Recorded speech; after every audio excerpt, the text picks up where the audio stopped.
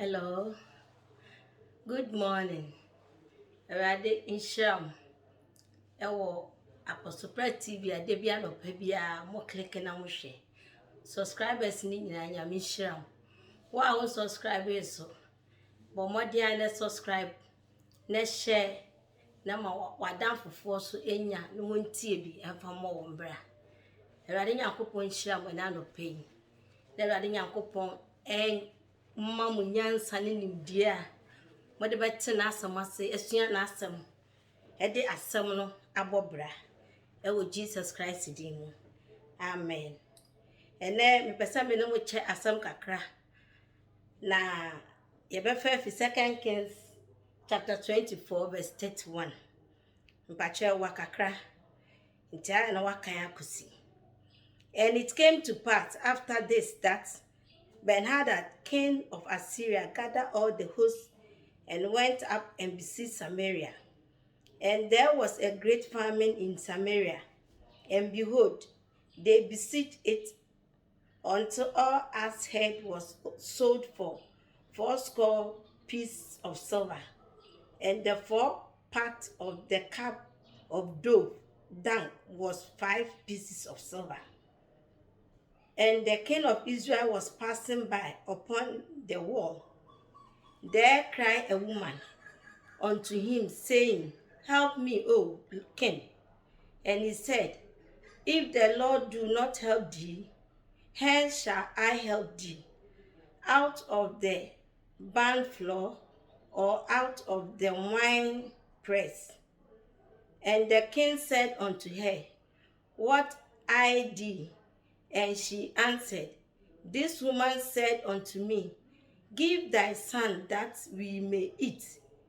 him today, and we will eat my son tomorrow. Patricia Hanson. So we bore my son and did eat him. And I said unto him on the next day, Give thy son that we may eat him, and he shall. And he had hid his son. And it came to pass, when the king heard the words of the woman, that he rent his clothes and passed by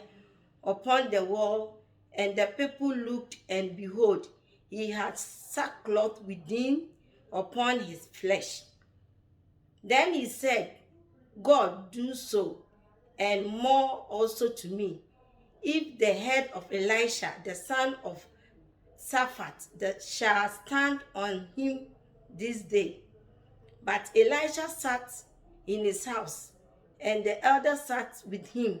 And the king sent a man from before him, the messenger to come to him, and he said to the elders, See ye how his son of a murderer has sent to take away my head. Look, when the messenger comes, shut the door and hold him fast at the door. Is not the sound of his master's feet behind him? And while he yet talked with them, behold, the messenger came down unto him. And he said, Behold, this evil is the Lord. What shall I wait for the Lord any longer? The next chapter. Then Elisha said, Hear ye the word of the Lord. Thus said the Lord, Tomorrow about this time shall a measure of fine flour be sold for a shekel, and 2 measures of barley for a shekel in the gate of Samaria. Then the Lord, on whose hand the king leaned, answered the man of God and said, Behold, if the Lord would make windows in heaven, might this thing be? And he said, Behold, thou shalt see it with thy eyes, but thou not eat thereof. And there were 4 leprous men at the entering in of the gate. And they said one to another, Why sit we here until we die? If we say we will enter into the city, then the famine is in the city. And if we shall die there, and if we sit till here, we would also die. Now therefore come and let us fall unto the host of Assyrians. If they save us alive, we shall live, and if they kill us, we shall but die. Then I rose up in the twilight to go unto the camp of Assyrian. And when they were come to the outermost part of the camp of Syria, behold, there was no man there. For the Lord had made the host of the Assyrians to hear a noise of the chariot and a noise of horses, even the noise of the great host, that they said to one another, Lo, the king of Israel has high against us, as the kings of the Hittites and the kings of Egyptians to come upon us. Wherefore they arose, fled in the twilight, and left their tent and their horses and axes, even the camp as it was, and fled for their life. When these lepers came to the outermost part of the camp, they went into the one tent, and did eat and drink, and carried 10 silver and gold raiment, and went and hid it, and came again and entered into another tent, carried also, and went and hid it. Then they said to one another, we do not well. This day is the day of good tidings, and we hold our peace. If we tarry till morning, night, some mischief will come upon us. Now therefore come, that we may go and tell the king's household. So they came and called unto the porter of the city, and they told them, saying, we came to the camp of the Assyrians, and behold, there was no man there, neither voice of man, but horses tied and axes tied, and the tent as they were. And he said to the porter, they told it to the king's house within. But I am kind 15 one.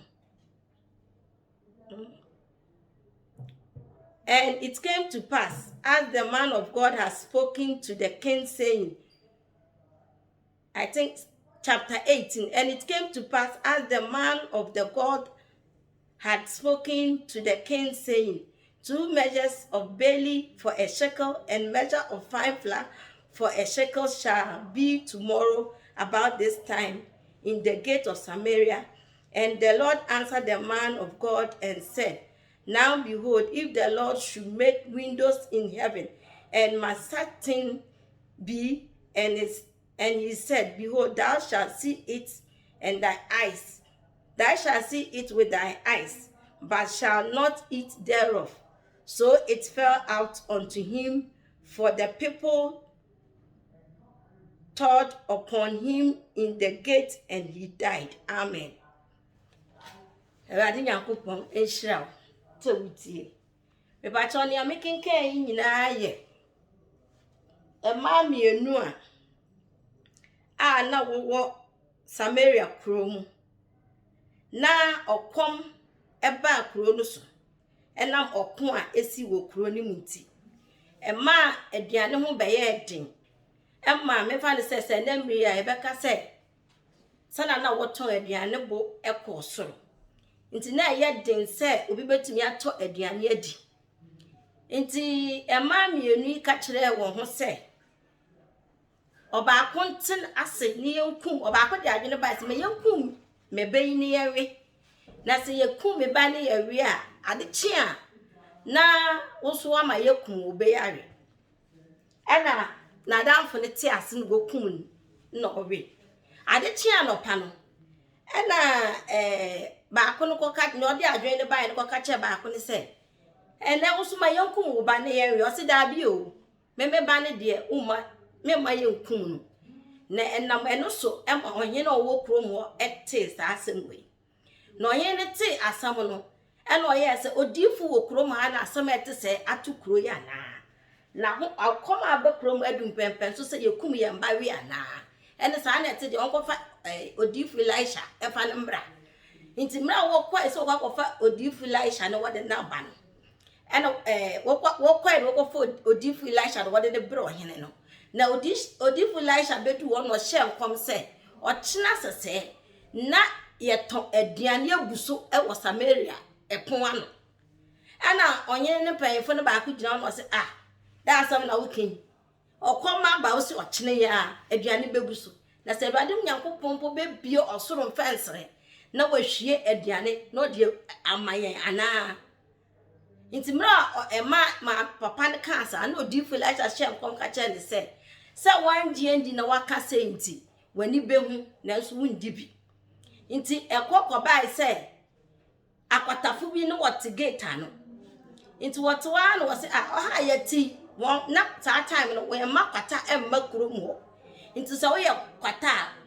ta time su kuro bia ye twa wall afa ho nti se wo ye kwatani a wote wall na chi ban na chi nti akwatafo iti won na okomede won ene ba won tirim se sa na te dia ye bekọ next town no na ye tena ha okomede ye koso a ye bewu anase ye benya nkwa ene sa na te dia ye bekọ ye wu a ni ye nya nkwa so a ni ye nya nkwa nti akwatafo sori se wo kọ na nyame a obi ntumi ntena se a osese ye nipa krase ye nyi na ye odi obu be yi na ye ofa akwatafo na wato won aguban na chi na obi anwe no won ho no eso edi won wura ko na mra wo wura kro ni mu no kro mu wo fo ne ti akwatafo ne nante na agege te se oman bi a eba won so no won abeko nti ade humma sa oman ne ka kire won ho se ye ntena won mama ne emeko nti sa na te dia ye nya ne nko nti wo ja won nuane ne won ne pa ewo tent ne mu nyina tisi won wo dwane fi kro mo nti akwatafo no kokodu kro no so no na kire se nnuane edien ye de ba ne pizza edien emo so wa bibia wo betumi edi na ye ready wo ho ema wo kokofa edi ne wo di na wo men no ana wo kai se ye nnuane ma wo Samaria ebre nti sa na te dia ye nkwane yenkobon onso amane na wo mbra na wonso wo menya bi endi nti wo koi ko bo ohene na mane ema ohene no ema wo kro no wo koko fun niama egu ho na emra wo koi se wo kwakoto sane ama no nia wanje ndi se odifu kasa nyame nya adwuma ye na odifu na ka na nti na bebe mu na be ye ho na adwene ye ne tanta o doubte no emra wo pepere wo so sane ama ena wo tietia no so stampede ena owuye na me kansa asem we no be miensa ena me fa ewu okom aba oman ni mu ena adamfa wo ka che ni nua se okom ya aben me dia me wo me fa se ne ya me bia me wo mo cap baako nti ya ne ndi no kira wo so mo cap baako no wo de aba adamfo si yo odi na adamfo ne de awie ye no on de just on de nani ate on fa ne de nko nti sa na ete de a on ne ba pepere ho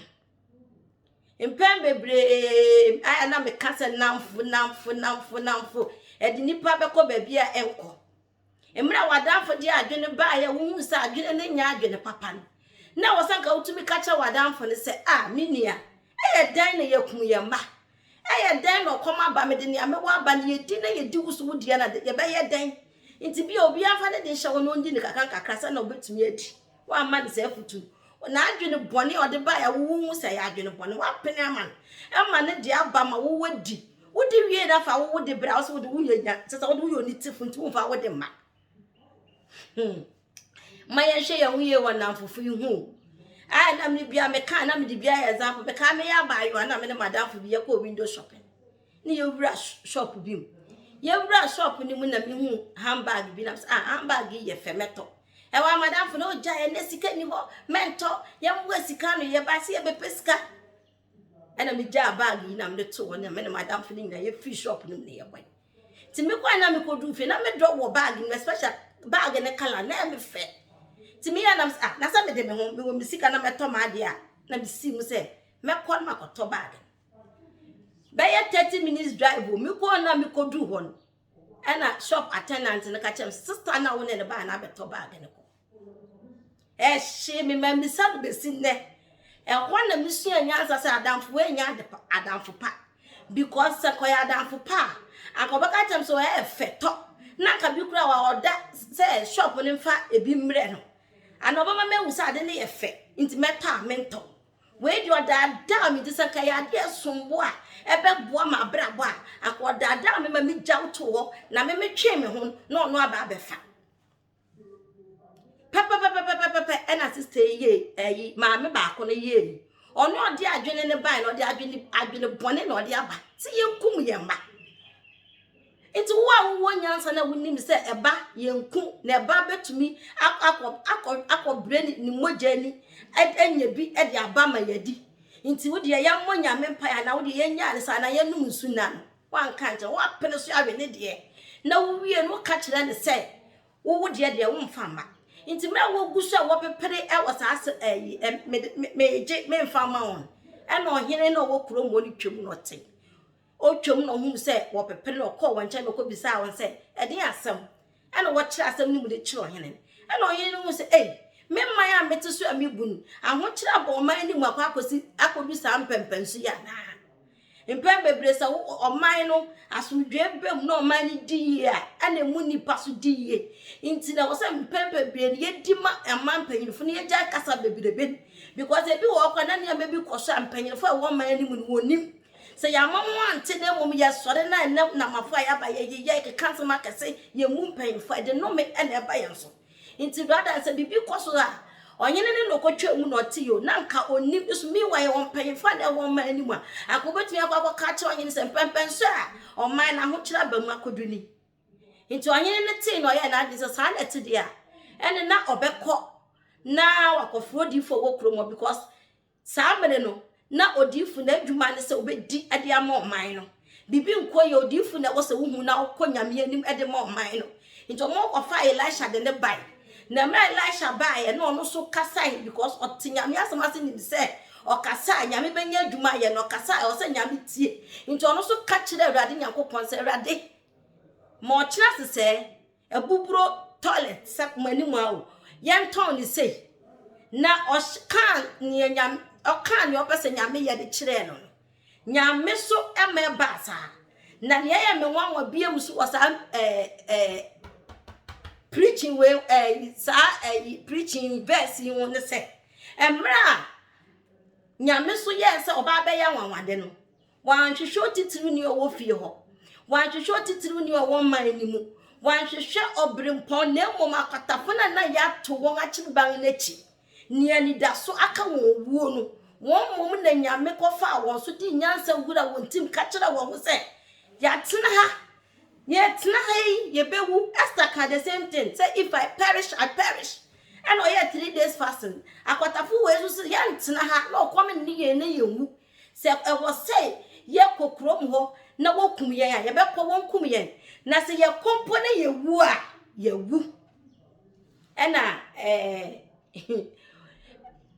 what sorry na woko. E was say nyame so di fu akasa oye onye adwuma ye nti nyame so nyanse mu no ye na adwen se ode bewura akwatafo nti ni ode akwatafo na yase ehunehuna the next town nipa wo ho no nti what won na yase a na ye won se nkrofo bi na eba won so ne won aba beku nti won so what decided the sound that dia and ye yenko na won ma amekum yen nti wo ja won ne pa be kunu preach sa preach your to me ka se ma mi bi o kofa mu containers 1000 aba oji or to say, Wababe, come up and say, Mammy, run for your life. No one in a giant medical one will be a train can walk away. Napatapico, a Gianni, near Mel Busso, ever 110, and all by. What dear one man, or so near me, Fanny, one cassa, yet to one goodbye, Nettie. One fire, yes, she will man you. What we any tia was a yard at the sign into the young Comby. Inti ababe nya aduane a mma engineer fa ye nyebe tumi mfa ne yenko o dwene won man ho even though na we outcast no dwene won man ho e ka kire won ho say ye di ame yenko ne yenko kan kire ohene na ohene so e mefa nko ma oman no e wo say nipa yaba yenya positive mind yadwena adwene pa obi ye yambone yenhwe bone no ne ye ni nya what one crofon on mine mu bia ni odwene wo ho se kwata na aye won wogu ban yachi nti okoma bakra yempa bibi kakra emfa nkoma wo but akrofo we di wo mu se aduane abusu ama wo wo kai wo man kan se wo kwa ka chon ko ka chiro hene na mra wo si mu se wo kono wo du ho no ana nyoji hu achinye Doubting Thomas fo no achinye jefo no odu ho no enam so no anje ni se odifu kasa nyame ni adwuma ye na mmom ka se ebeye dan na ye no doubting ye nti emra wo pepere wo mo was sane aman ena stampede nipa ni bufa no so ena sana odifu ni kasa ni ba mu sa pepepe ena krofu tietia no so ena owi onu adofu pesa me ka kire wo se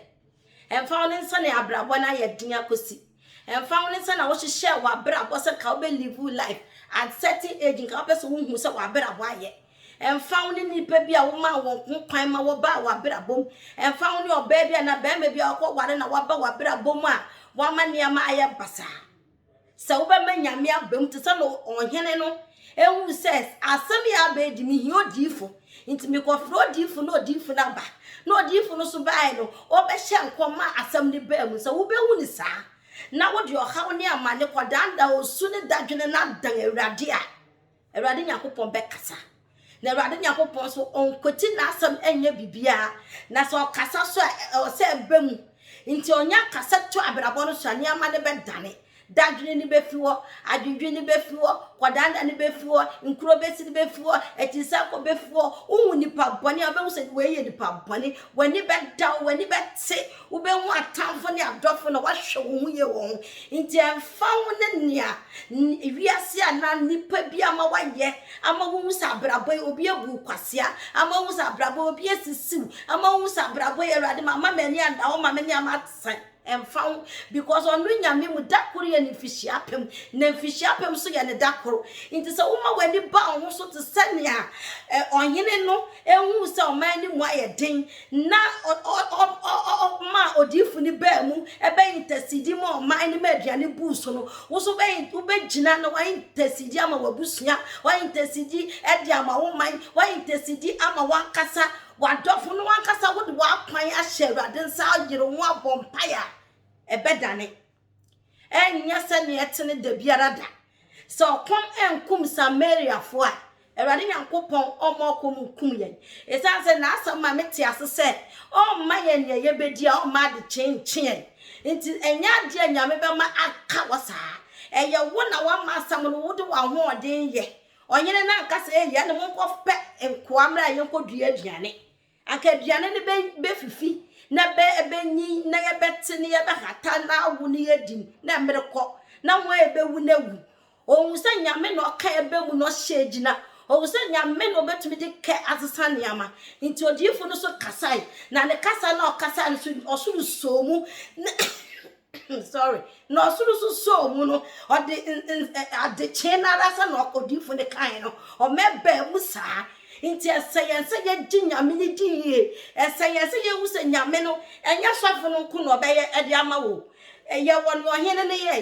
ye won ya maame fu mienu ne ye ene ye won odifo no so bai obe ye ene ye won so won to be avail won self ma nyame fa won so ede sakrai eba brabonim enu nti na wo so odasani hu nipa biara mu na ntia because won nim wo boafo form a obefa ode beba e wo se hu onipa biara hu so odasani ni na wo di ni odo ne ahobrase receive nipa nyina akwatafo na watu won aguban na chi won na nyame konam won so ma Elisha asama okan ni be mu ma wani na ho ma wani na na ja ho kire ma wani na na ja pesamikuminya ma wani na na ja nipa mpapamu ma wani na wo de so bi wo bia na wo twu be no ma wani na na ja sa ne man na mo ma nyame wo kasa nkire ma watin kan ni du na wo buafo a wo so buafo ni enyo buafo bia no ba be ma obibio obi wa ya ma wafutu obi oba kra na nam no so ma wo asia kwa ko hu buafo ankasa nti e wo se wo ma wani da ho na wo hu sa ne ama we e ma akwatafo no so kwa ene me fesa akwatafo na amfa Yahudi anhye wo mu se me ye nipa te se mo na yare na abaye so e na mato ye gu ban achi nti sa na te dia ye ne ye mobbo mu de mbotumi akoye adwuma ye ne ye mobbo nti ye so ye sesaw ye ne nyina fa ko hye wuram na ye ndi ni kakra wo kai wo man ay mo ma ye ndi ma ye man bebiri akwatena brochiri wo so anu de abrochi toto Ghana sane ati biara aha ne yefi usika na wunya no fa wo de besi dan wo ha fa wo de be ye niam wa na se o man ne nkoso a na ntoko si o man nim ana bibisi na wo dan ne adwurugu a wonim se obra ayekwa nti di ma wo man di ma wabusua di ma umma di ma wadofo because say ubetumi ni nipa nyina tena se asomdwe wa ba ya unipa na wo ne wonte no odone biako ye ewo muntem se wanya manya mhia wa eye ni je da no yesua hu se emra Jacob hia ni nia Esau no na nia owo bia ode bre ni nia na ni nia no so wo more than that